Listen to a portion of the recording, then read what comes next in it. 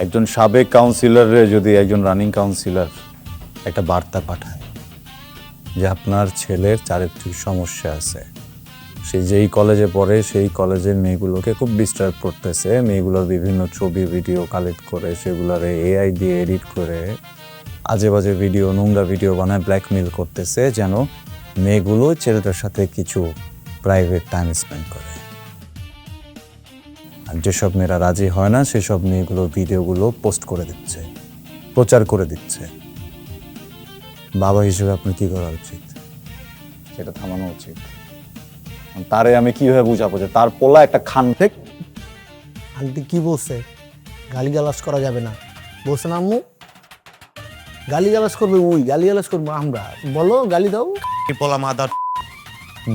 আপনার ছেলে একটা নারী খেকো পিচাস, বুঝছেন? মানে মেয়েদের সাথে কেন এত নষ্টামি করতে হবে? আমি বুঝি না, আপনার চরিত্র কি অঙ্কালে এমন আসলো না কি? নষ্টামি নষ্টামি করে বেড়াইতেন? দেখেন, দুইজন মানুষ দুই মতবাদে